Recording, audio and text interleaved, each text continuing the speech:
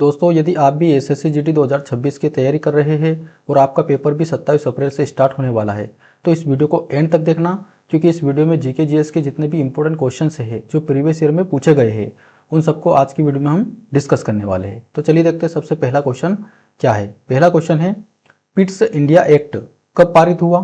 तो ऑप्शन है 1773, 1784, 1813 या 1833। पिट्स इंडिया एक्ट जो है ये कब पारित हुआ था? तो इसका सही आंसर जो होगा वो क्या हो जाएगा? 1784 में हुआ था, है ना। 1784 में पिट्स इंडिया एक्ट पारित हुआ था।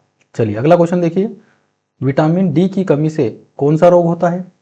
विटामिन डी की कमी से कौन सा रोग हो जाता है? ऑप्शन है स्कर्वी, रिकेट्स, बेरीबेरी या एनीमिया। तो कौन सा रोग हो जाता है? तो इसका सही आंसर क्या हो जाएगा? रिकेट्स।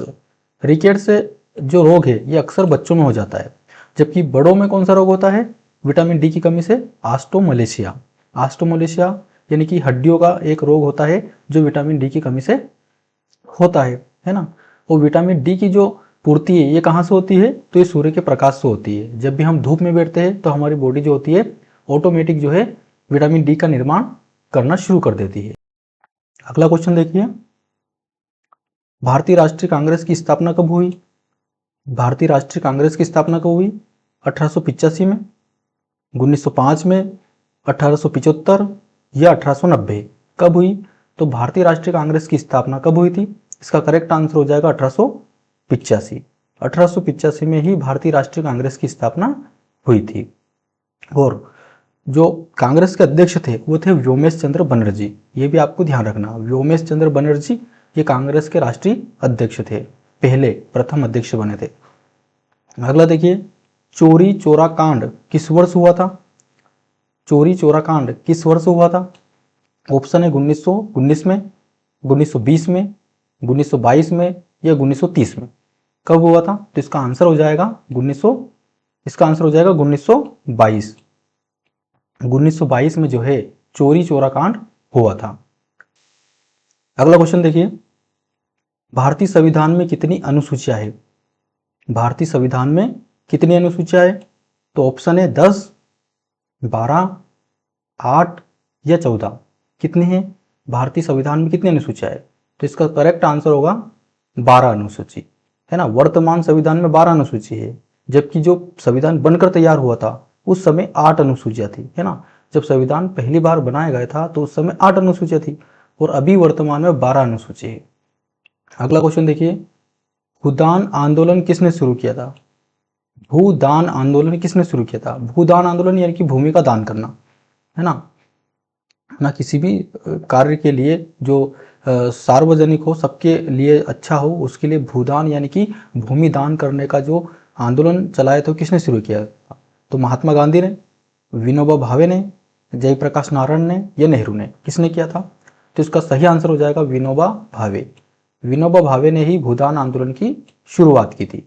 चलिए अगला क्वेश्चन देखिए, जलियांवाला बाग हत्याकांड कब हुआ था? जलियांवाला बाग हत्याकांड कब हुआ था? 1919 में, 1921 में, 1915 में या 1930 में? कब हुआ था? तो आंसर हो जाएगा सही इसका 1919 में। 1919 में ही जलियांवाला बाग हत्याकांड हुआ था। कहां पर हुआ था? अमृतसर में। चलिए अगला क्वेश्चन देखिए, माउंट बेटन योजना कब प्रस्तुत की गई थी? माउंट बेटन योजना कब प्रस्तुत की गई थी? 1945, 1946, 1947 या 1948? तो माउंट बेटन योजना किस वर्ष प्रस्तुत की गई थी? इसका आंसर क्या हो जाएगा? इसका आंसर हो जाएगा 1947। माउंट बेटन योजना जो है 1947 में प्रस्तुत की गई थी। चलिए अगला क्वेश्चन देखिए, भारतीय संविधान का मसौदा किसने तैयार किया था? है ना, भारतीय संविधान का मसौदा यानी कि इसकी रूपरेखा किसने तैयार की थी? ऑप्शन है महात्मा गांधी ने, डॉक्टर बी.आर. अम्बेडकर ने, नेहरू ने या पटेल ने? किसने की थी? तो जो संविधान का मसौदा है, जो उसका प्रारूप है, वो की थी डॉक्टर बी.आर. अम्बेडकर ने। Doctor B R. अम्बेडकर ने जो है संविधान का प्रारूप तैयार किया था, क्योंकि वो प्रारूप समिति के अध्यक्ष थे। चलिए अगला क्वेश्चन देखिए, सौर मंडल का सबसे बड़ा ग्रह कौन सा है? सौर मंडल का सबसे बड़ा ग्रह कौन सा है? शनि, बृहस्पति, मंगल या पृथ्वी? कौन सा है? तो सही आंसर क्या हो जाएगा? बृहस्पति। सौर मंडल का सबसे बड़ा ग्रह जो है वो बृहस्पति है। अगला क्वेश्चन देखिए, भारतीय रिजर्व बैंक का मुख्यालय कहाँ पर है? भारतीय रिजर्व बैंक का मुख्यालय कहाँ पर है? दिल्ली में, मुंबई में, कोलकाता या चेन्नई? कहाँ पर है? तो आंसर हो जाएगा मुंबई में। भारतीय रिजर्व बैंक का मुख्यालय जो है मुंबई में है। चलिए अगला क्वेश्चन देखिए, नालंदा विश्वविद्यालय किस राज्य में स्थित है? नालंदा विश्वविद्यालय किस राज्य में स्थित है? उत्तर प्रदेश में, बिहार में, मध्य प्रदेश में या राजस्थान में? कहाँ पर है? तो नालंदा विश्वविद्यालय जो है बिहार में स्थित है। कहाँ पर है? बिहार राज्य में। चलिए अगला क्वेश्चन देखिए, अशोक किस वंश का शासक था? अशोक किस वंश का शासक था? गुप्त वंश का, मौर्य वंश का, नंद वंश का या चोल वंश का? तो किस वंश का शासक था अशोक? तो आंसर हो जाएगा मौर्य वंश का, है ना। अशोक जो है मौर्य वंश का शासक था। अगला क्वेश्चन क्या है? अगला क्वेश्चन है हमारा, अगला क्वेश्चन है, भारत का संविधान कब अपनाया गया था? भारत का संविधान कब अपनाया गया था, है ना।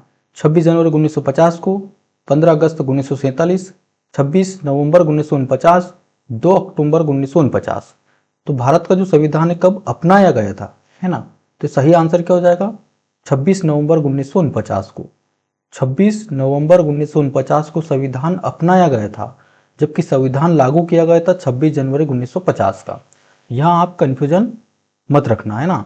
जो लागू किया गया था वो कब लागू किया गया था? 26 जनवरी 1950 में लागू हुआ था, जबकि अपनाया गया था 26 नवंबर 1949 में।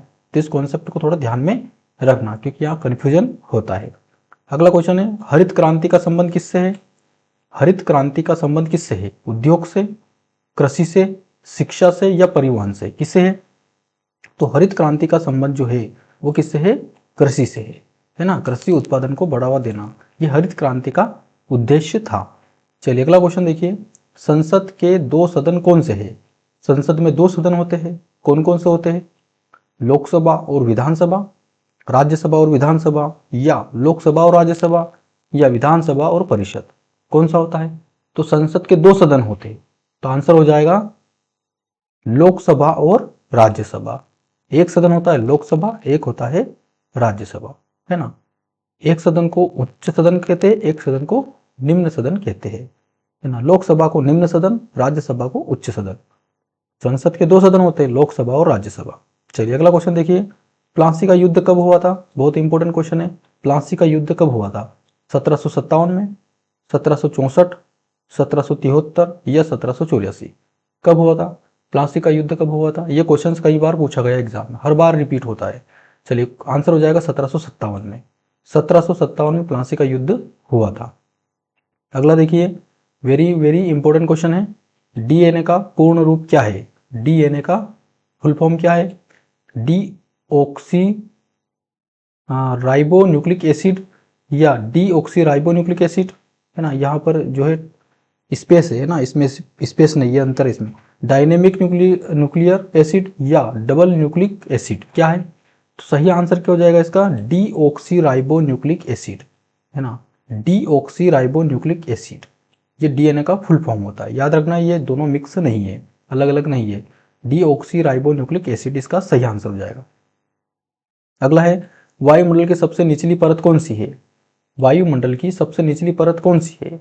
समताप मंडल, क्षोभ मंडल, आयन मंडल या बाह्य मंडल? कौन सी है वायुमंडल की सबसे निचली परत? तो आंसर हो जाएगा क्षोभ मंडल। क्षोभ मंडल जो है सबसे निचली परत होती है वायुमंडल की। अगला क्वेश्चन है, गुप्त वंश का संस्थापक कौन था?